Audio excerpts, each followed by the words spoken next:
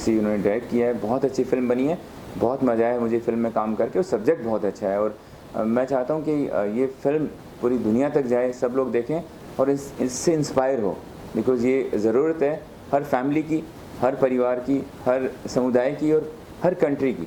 अगर इसमें थोड़ा भी कहीं लोगों ने इस फ़िल्म को सीरियसली लिया तो शायद हम देश को बदल सकते हैं। सर, एक इसमें आपने बेटी बचाओ बेटी पढ़ाओ अभियान के तहत जो प्रधानमंत्री जी का जो एक मैसेज है आपने इस फिल्म के माध्यम से दिया है कि बेटी को हम कैसे सुरक्षित रख सकते हैं, तो सर इसके बारे में आपको क्या है? देखो, मैं पॉलिटिकल स्टेटमेंट नहीं दूंगा।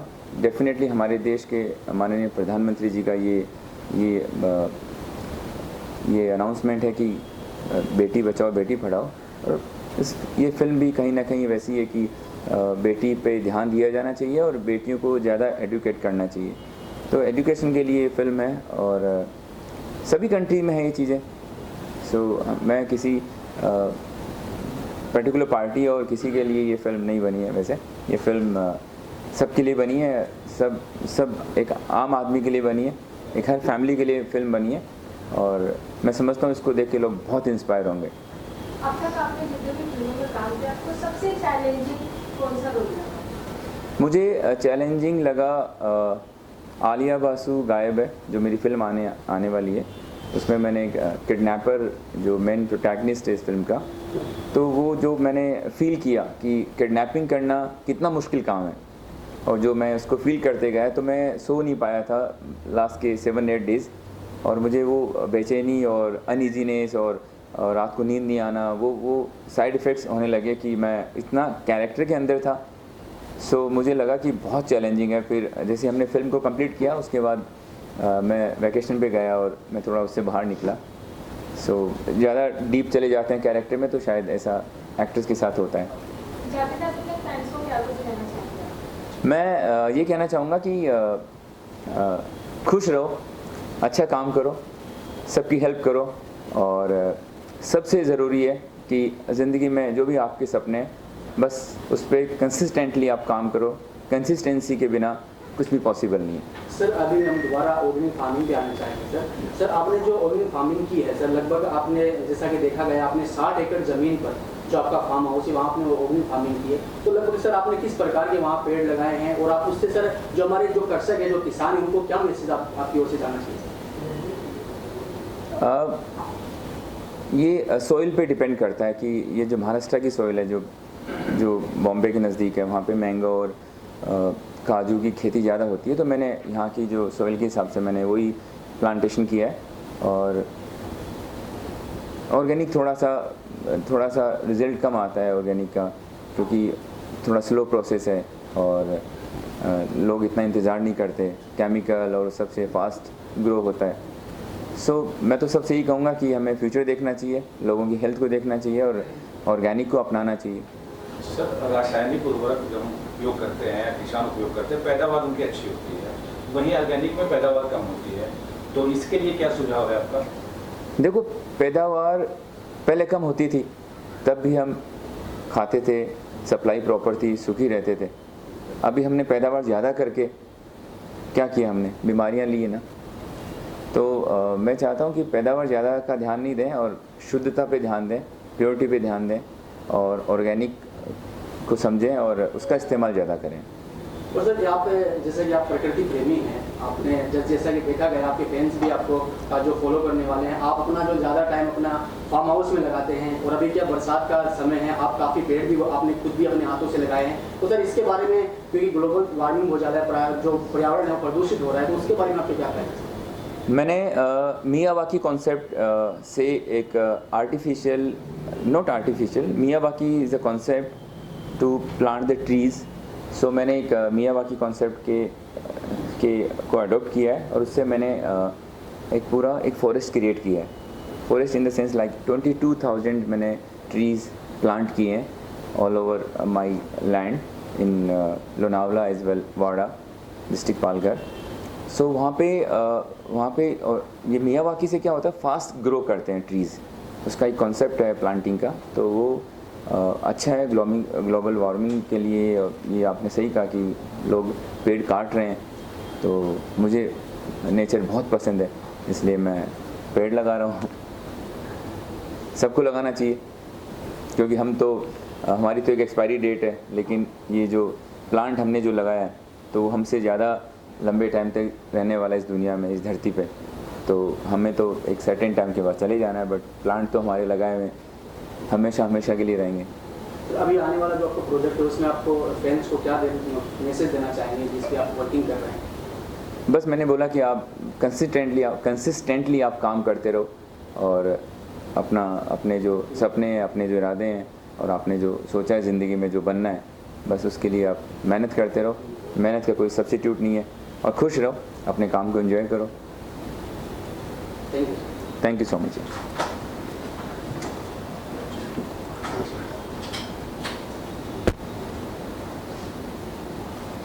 मेरा नाम जोनू राणा है। बड़ा डिफरेंट सा नाम है, जोनू, जैसे सोनू मोनू टोनू, तो बट जोनू राणा। मैं एक फर्म चलाता हूँ जिसका नाम पाई स्क्वायर है, paisquare.io। पाई स्क्वायर, पाई जैसे आप जानते हैं सर्कल के एरिया के लिए जो बोलते हैं ना, जो कांस्टेंट होता है उसको बोलते हैं। तो मैं एक artificial intelligence and machine learning company चलाता हूँ जिसको डेटा एनालिटिक्स में बोलते हैं। तो मैं ज़्यादातर हमारे क्लाइंट्स हैं डेल, हमारे क्लाइंट्स हैं कैपिटा, हमारे क्लाइंट्स हैं सब बड़ी बड़ी कंपनियां हैं, Bajaj Allianz, ICICI Prudential and so on so forth. So ये कंपनियां हमारे करीब 45 पीपल हैं अक्रॉस इंडिया। आप जानते हैं टेक्नोलॉजी कंपनीज़ में ज़्यादा लोग नहीं होते, तो वी आर अ स्टार्टअप। हम 2018 में हमने स्टार्ट किया था। We are in our 4th year right now and we are dealing with large companies. Sir किस तरीके से जुड़े हैं इसको लेने में? राजस्थान औषधालय एक ऐसी कंपनी है जो मुझे बहुत भाई इन टर्म्स ऑफ तो मैं सलीम से जुड़ा हुआ हूँ। सलीम के साथ मैंने काफ़ी पास से देखा है कि कैसे ये लोग काम करते हैं, कैसे ये लोग दवाइयों का विस्तार करते हैं, कैसे ये कमला साइंसेज या ऑल डिफरेंट टाइप की कंपनीज चलाते हैं। एंड एक और इनका पहलू है जिसके बारे में पता नहीं पहले बात हुई थी या नहीं, बट सलीम की रुचि फिल्म की तरफ बहुत है और इन्होंने अभी 2 बड़ी फिल्मों में काम भी किया है। एक फिल्म अभी आने वाली है और हम लोग अभी देख रहे हैं कि सलीम और बड़े बैनर्स के साथ जाएं और बड़ी पिक्चरें करें। फ़िलहाल रिहैब पिक्चर्स का प्रोडक्शन पूरा यहीं पे होता है, तो मैं उनके साथ जुड़ा हुआ हूँ एज अ थिंक टैंक, जैसे जो थिंक टैंक या थॉट लीडर्स बोलते हैं, तो उस एंगल से जुड़ा हुआ हूँ क्योंकि मैंने पहले फिल्में काफ़ी क्रिटिक की हैं। मैं काफ़ी क्रिटिक जैसा लिखता था, तो फिल्म को भी क्रिटिक करेंगे? हाँ एकदम करेंगे। ये तो अपने दोस्त की फिल्म है और कंस्ट्रक्टिव क्रिटिसिज्म, मतलब सो दैट देखिए त्रुटि हर में होती है, चाहे वो अमिताभ बच्चन हो चाहे वो सलीम दीवान हो, लेकिन बताने के लिए उनको बताना पड़ता है कि ये कहाँ वो गलत जा रहे हैं और कहाँ वो इम्प्रूव कर सकते हैं, बिकॉज इम्प्रूवमेंट तो लाइफ का एक मेजर एस्पेक्ट है ना। Thank you sir. Thank you. तो बात करें आरटीएल ग्रुप से करें सर, आपका क्या मोटिव है, आप किस क्षेत्र में काम कर रहे हैं? हम आयुर्वेद के क्षेत्र में काम कर रहे हैं, नशा मुक्ति के क्षेत्र में काम कर रहे हैं और ये बरसों से कर रहे हैं, मेरे फादर के टाइम से कर रहे हैं। और नशा मुक्त भारत मेरे फादर का प्रण था कि पूरे देश को नशा मुक्त करना है, तो हम गांव-गांव, गली-गली, मोहल्ला-मोहल्ला, शहर, छोटे-छोटे गाँव में हम लोग इसके कैंप ऑर्गेनाइज करते हैं और लोगों को नशा मुक्त करने का मेडिसिन भी देते हैं और उनको योगा, ज्ञान, उसके बारे में सब चीज़ें बताते हैं। सर अभी आपका कहाँ भी कैंप लग रहा है सर? अभी जैसा कि काफ़ी न्यूज़ में भी आपका नाम देखा जाता है कि आपका जो ग्रुप है पूरे देश भर के हर डिस्ट्रिक्ट में काम करता है, तो RAPL ग्रुप का जो फ्री आयुर्वेदिक मेडिकल कैंप है सर, उसमें आप किन लोगों को मेडिसिन दे रहे हैं? आपका मुख्य उद्देश्य क्या है उसके बारे में बताइए। हम तो सभी को दवा दे रहे हैं, जो भी नशे से पीड़ित है, चाहे वो गांव से है चाहे वो शहर से है, बस वो नशा पीड़ित है, नशे में डूबा हुआ है, तो फिर वो कहीं से भी है। और अभी नॉर्थ इंडिया में और साउथ में ज़्यादा चल रहा है हमारा। मुंबई से स्टार्ट किया था लेकिन अभी नॉर्थ इंडिया में बहुत ज़्यादा है, तो नशे के ऊपर वहाँ काम कर रहे हैं। ये नशा मुक्ति के लिए आपको किसने मोटिवेट किया, कौन आपके साथ जुड़ा हुआ है? नशा मुक्ति के लिए मोटिवेट तो हमारे पिताजी ने किया, तो शुरुआत उनकी की हुई है, लेकिन अब आप पूरी फैमिली जुड़ी हुई है। मेरे भाई हैं 2, MD चौबदार, सलीम दीवान, और फिर हमारा पूरी टीम राजस्थान औषधालय की करीब 1000 लोगों की टीम है, तो वो जुड़ी हुई है। अब तक कितने लोग नशा मुक्त हो चुके हैं आपके? करीब 20 लाख से ज़्यादा लोग अब तक नशा मुक्त हो चुके हैं। क्या प्रोसेस होता है सर इसका प्रोसेस क्या होता है, कैसे प्रोसेस ये होता है कि हम उसकी काउंसलिंग भी करते हैं और उसके अलावा हमारी आयुर्वेदिक मेडिसिन है जो पेशेंट को बता के और बिना बताए दोनों तरीके से दी जा सकती है और उससे वो नशा मुक्त हो जाता है। किस टाइप का नशा, सिगरेट, शराब, क्या क्या? शराब, गुटखा, सिगरेट, उसके अलावा अफीम, गांजा, भांग, चरस, किसी भी तरह का नशा कोई भी हो उसका ट्रीटमेंट करते हैं। राजनीति का भी नशा उतरता है? राजनीति का नशा नहीं उतरता सर, वो नशा बने रहना चाहिए। आजकल गरमाया हुआ है राजनीति। जी बिल्कुल गरमाया हुआ है और उसको गरमाए रहने चाहिए, क्योंकि क्या होता है दोनों साइड से लोग एक्टिव रहते हैं। सर अब सीधा अगर आपके ग्रुप पे बात करें सर, अभी आपका ग्रुप पूरे देश में काम कर रहा है, इसके साथ साथ सर आप कहीं विदेशों में भी आप काम कर रहे हैं, विदेशों में क्या आपकी मेडिसिन है उसके बारे में थोड़ा बताएं। हम लोग करीब 25-26 कंट्री में आयुर्वेदिक मेडिसिन के सप्लायर हैं और हमारी कंपनी वहाँ काम कर रही है और सभी तरह की मेडिसिन देती है वहाँ। नशा मुक्ति के अलावा भी हमारे करीब 300-400 के करीब प्रोडक्ट है, तो वो जो हम लोग वहाँ हमारे डिस्ट्रीब्यूटर्स हैं वो सप्लाई करते हैं। सर आप सामाजिक कई संस्थाओं से भी जुड़े हुए हो और आप समाज को एक नई दिशा से जोड़ने का काम कर रहे हो, तो सर अभी आप वैसे मारवाड़ से आते हो सर, तो अभी आप मारवाड़ में भी काफ़ी अच्छा काम कर रहे हो और आपके जो पिताजी थे उनके जो सपने हैं उनको आप पूरा कर रहे हो, तो सर आप उस पर क्या आपके ख्याल है, आपके क्या विचार है? देखिए ऐसा है, एक कहावत है, जहाँ न जाए गाड़ी वहाँ जाए मारवाड़ी। तो हम गाँव गली गली मोहल्ला मोहल्ला काम कर रहे हैं और पिताजी का एक प्रण था और उसी प्रण को पूरा करने में लगे हुए हैं, नशा मुक्त भारत। अब काफ़ी संस्थाओं से जुड़े हैं हम लोग, हमारे राजस्थान मुस्लिम समाज है, राजस्थान सम्मेलन है, और मारवाड़ी समाज है, मारवाड़ी सम्मेलन है, सबके साथ जुड़ते हैं और जहाँ भी जिस शहर में भी जाते हैं वहाँ की एनजीओज़ को साथ में लेते हैं, उनके साथ जुड़ के काम करते हैं। सर इसके साथ ही अभी आपका एक प्रोडक्शन हाउस भी है सर, ये पिक्चर के नाम से, सर अभी कौन से प्रोजेक्ट पे आपका काम चल रहा है, थोड़ा उसके बारे में थोड़ा सा बताएं। हमारी 2 फिल्म रेडी है और 2-3 फिल्मों पर भी स्क्रिप्ट पे काम चल रहा है, बाकी 2 फिल्म रेडी है, बस रिलीज पर है। और सर आज बर्थडे है आपका, तो क्या मैसेज अपने प्रशंसकों को देना चाहेंगे?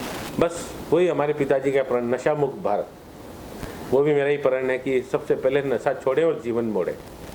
आज इस जन्मदिन पर कुछ खास ऑफर या कुछ इस तरीके का? ऑफर ये है कि एक पेशेंट आए तो एक पेशेंट साथ में लेके आए और वो ठीक होके जाए। अच्छा सर, आप कुछ कहना चाहेंगे, आज जन्मदिन है सर का?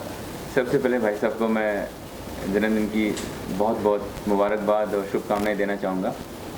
और दूसरा ये कि पूरे परिवार का सपना है कि पूरा देश नशा मुक्त हो, रोग मुक्त हो, बस उसी पे हम काम कर रहे हैं। पूरी टीम है और पूरी टीम के साथ पूरे देश के करीब 60,000 डॉक्टर्स, आयुर्वेदिक डॉक्टर्स इस कंपनी के साथ जुड़े हैं, जो अपने तालुका, शहर, गांव, डिस्ट्रिक्ट और स्टेट वाइज अपने अपने नशा मुक्ति के अंदर आयुर्वेदिक ट्रीटमेंट सेंटर चला रहे हैं, उनके साथ हम काम कर रहे हैं। और आज बहुत खुशी का दिन है, बहुत अच्छा दिन है कि आज भाई साहब का बर्थडे भी है और आज हमने एक स्कीम भी लॉन्च किया, आपने जैसे स्कीम का जिक्र किया, स्कीम भी लॉन्च किया है, तो it's all very nice and very good. हमारा देश यूथ कहा जाता है और ज़्यादातर यूथ नशे के उसमें लिप्त है, क्या कुछ कहना चाहेंगे? बिल्कुल, नशे में लिप्त है यूथ और सही डायरेक्शन की ज़रूरत है सबको। फैमिली से मिलता है ये, और फिर अगर फैमिली से अगर सुधार नहीं हो पाता है तो उसके बाद हमारी मेडिसिन है, वो अगर आप देंगे तो डेफिनेटली उसको शराब, गुटखा, जो भी नशा करता है उसको छोड़ना ही है। सर अभी देश में क्या है सर, कोरोना के बाद आर्थिक हालात बहुत मतलब नाजुक है, तो सर आपकी जो मेडिसिन है क्या वो गरीब लोगों तक पहुंचेगी, निःशुल्क पहुंचेगी जो पिछड़े हुए हैं सर? बिल्कुल पहुंचेगी, बिकॉज हमारी कंपनी जो है, सभी हमारे जो डॉक्टर्स हैं पूरे इंडिया में, उनके क्लिनिक्स पे एवरी मंथ एक फ्री मेडिकल कैंप ऑर्गेनाइज करती है, जिसमें अराउंड 100 पेशेंट्स को फ्री दवा दी जाती है। तो 100 पेशेंट को हम एक डॉक्टर क्लिनिक पे, एक गाँव या तालुका में हम फ्री दवा बांटते हैं, जिससे गरीब लोग जो दवाई नहीं खरीद पाते, जो अफोर्ड नहीं कर पाते, वो लोग वहाँ से दवा लेते हैं और उसका लाभ पाते हैं और वो नशा मुक्त होते हैं। सर आपका कितना टारगेट है, कितने लोगों तक आप फ्री जो मेडिसिन पहुंचाना चाहते हैं सर? अभी 2022 में हम चाहते हैं कि करीब 6 करोड़ लोगों को हम लोग दवाइयाँ बांटें। सर अभी एक आपके ग्रुप का एक डॉक्टर्स मीट भी अभी चल रहा है सर, उसके पीछे क्या आपका उद्देश्य है सर, थोड़ा बताएं। अवेयरनेस है लोगों का, और दूसरा उसका सबसे बड़ा जो टारगेट ये है कि कोरोना काल में हमारे देश में जो डॉक्टरों ने जो भूमिका निभाई है और उस भूमिका में सबसे अहम अगर योगदान रहा है वो आयुर्वेदिक डॉक्टर्स का रहा है, क्योंकि काफ़ी सारे पेशेंट जो हॉस्पिटल नहीं पहुंच पा रहे थे और इतने बिल पे नहीं कर पा रहे थे, वहाँ पे आयुर्वेदिक डॉक्टर्स ने उनको दवा दी, उनके घर पे ट्रीटमेंट दिया। उन सभी डॉक्टर्स को हम लोग सम्मानित कर रहे हैं डिस्ट्रिक्ट वाइज, और डॉक्टर सम्मान समारोह पूरे देश भर में चल रहा है और डिस्ट्रिक्ट वाइज उन सभी डॉक्टर्स को हम लोग सम्मानित कर रहे हैं जिन्होंने कोरोना काल में अपनी जान पे खेल के लोगों की ज़िंदगियाँ दी। अब तक सर कितने डिस्ट्रिक्ट में DSS आपका भी कंप्लीट हो चुका है सर, उसके बाद? यस, हमारा अराउंड 230 डिस्ट्रिक्ट्स में डॉक्टर सम्मान समारोह हो चुका है और 2022 दिसंबर तक हम लोग अप्रॉक्सीमेटली 500 डिस्ट्रिक्ट्स को कवर करेंगे।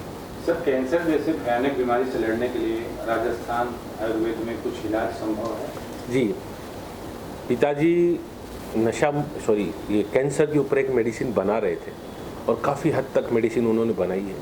हमने 3 टाइप की मेडिसिन अब तक कैंसर के लिए बनाई है, जिसमें 2 अभी मार्केट में है और 1 आने वाली है और काफ़ी कारगर है। कैंसर फर्स्ट स्टेज और सेकंड स्टेज पर बहुत अच्छी कारगर है। तो कितनी महंगी दवाई रहती है? ज़्यादा महंगी नहीं है, बहुत सस्ती दवा, कुछ ज़्यादा महंगी नहीं है, अफोर्डेबल है। और फिर हम लोग उनको सपोर्ट भी करते हैं, ऐसा नहीं कि कोई गरीब पेशेंट आ गया तो वो बिना दवाई के जाएगा, दवा तो दे के ही भेजेंगे उसको। सर, आप क्या कहना चाहेंगे? सर का बर्थडे है। हाँ, मैं तो इस फैमिली से ऐसा जुड़ गया हूँ कि मैं क्या बताऊँ, खून का रिश्ता ना हो बट जज्बातों का रिश्ता है। और ये मेरे कोई बड़े भाई नहीं है, मैं घर में बड़ा हूँ, तो ये अब मेरे बड़े भाई जैसे हैं। तो आज इनका बर्थडे और इनकी खुशी, इनका टारगेट, जो ये अच्छा काम कर रहे हैं सर आँखों पर, और बहुत उन्नति दे। सर, आपको कैसा लगता है ऐसे परिवार से आप जुड़े हुए हो जो पूरे देश में गरीबों के कल्याण की बात कर रहे हो, तो आपको कैसा फील होता है सर? मतलब इंग्लिश में उसको गूज बम्प्स बोलते हैं और हिंदी में बोलते हैं रोंगटे खड़े होना। तो एकदम ऐसा लगता है कि आजकल भी लोग हैं जो इतना सोच रहे हैं। हम लोग कुत्ते बिल्लियाँ पाल रहे हैं, हम लोग इंसानों को पालें, जो आज भाई साहब ने मुझसे सुबह भी बात की थी। तो इसलिए मुझे लगता है कि ये परिवार जो कर रहा है ना वो एकदम सराहनीय है। इसका मुझे और कोई नहीं दिखता है जो अगल बार हो सकता है लोग कर रहे हैं। मैं अपने तरफ से बस इतना कहना चाहूँगा कि ये ऐसे अभिन्न परिवार से मिल के और जुड़ के जितना आनंद मुझे मिलता है, आई एम श्योर सब लोगों को मिलता होगा, आप लोग जैसे लोग जो इनके साथ काम करते हैं। सर, एक सवाल सर सीधा आपसे भी है सर, आपकी दीवान फैमिली ने सर यहाँ मुंबई में 20 से 50 के करीब, जैसा कि देखा गया है, बच्चों को अडॉप्ट कर रखा है, तो सर उसके बारे में आपके क्या ख्याल है? देखिए, ऐसा है, ये शुरुआत है, आगे और अडॉप्ट करने हैं। मैं आज सुबह इनको बता रहा था कि कंट्री में लोग अच्छे अच्छे घोड़े पाल रहे हैं, पता नहीं कैसे कैसे पेट्स पाल रहे हैं। जब तक कंट्री सक्षम नहीं हो जाती तब तक हम लोग एक दूसरे के इंसान पाल लें, और बच्चे अडॉप्ट किए हुए उनकी फुल एजुकेशन हमारी रहेगी। एजुकेशन, फूड एंड लिविंग, उसका रहना, खाना, जीना सब कुछ हमारे साथ रहेगा। जब वो अपने पैरों पे खड़े हो जाएंगे तो शादियाँ करें, आगे बढ़ें। तो सर, इसको कौन से फाउंडेशन से आपने जोड़ा है? डॉक्टर सलाउद्दीन चौबदार फाउंडेशन से इनको जोड़ा है। डैडी के नाम से फाउंडेशन है, डॉक्टर सलाउद्दीन चौबदार फाउंडेशन, और उसी फाउंडेशन के अंतर्गत ये सब काम हो रहा है। और आगे भी काफ़ी सारे प्लान्स हैं जो ये फाउंडेशन करेगी, और जो टाइम पे हम डेफिनेटली अनाउंस करेंगे। आगे यूनिवर्सिटी का प्लान है बच्चों के लिए, मेडिकल कॉलेज का प्लान है, जिसके अंदर सभी तरह के बच्चे, जो भी बच्चे जो सक्षम है, जो पैसे के अभाव में एजुकेशन नहीं पा रहे हैं, उनकी पूरी हेल्प करेंगे। Thank you sir. Thank you.